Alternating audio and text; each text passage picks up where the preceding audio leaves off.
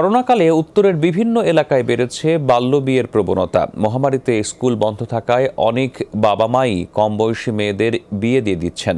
প্রশাসন খবর পেয়ে অনেক বিয়ে বন্ধ করেছে, তবে অজানাই থেকে যাচ্ছে বেশিরভাগ ঘটনা। পরবর্তীতে যাদের বেশিরভাগেরই জীবন পার হচ্ছে নানা ধরনের সংকটের মধ্যে দিয়ে।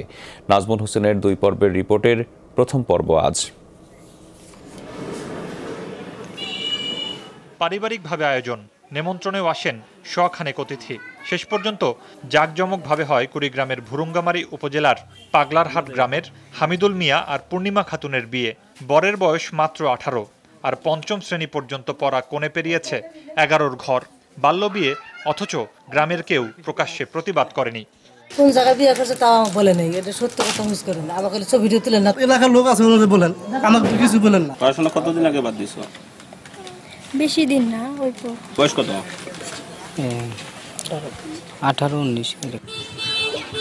খোঁজ নিয়ে জানা গেল, চরাঞ্চলে হামিদুল পূর্ণিমার মতো বাল্যবিয়ে হয়ে সংসার করছে অনেকেই। সেই সংখ্যাটা করোনাকালে বেড়েছে আরও। শিক্ষা প্রতিষ্ঠান বন্ধ থাকায় বেড়েছে ঝরে পড়া শিক্ষার্থীর সংখ্যাও। অভিভাবকরা তাই অনেক মেয়েরই বিয়ে দিয়ে দিচ্ছেন।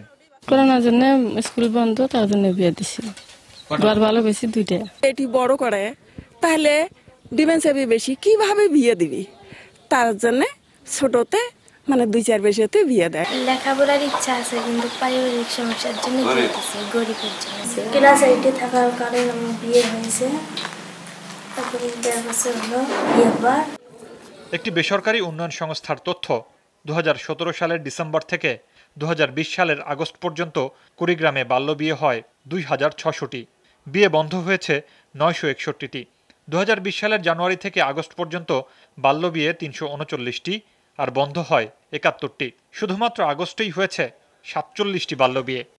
অনেকেই বাচ্চা নিয়ে আসে, বাচ্চা অপুষ্টিকর, মাটাও হাঁটতে পারে না।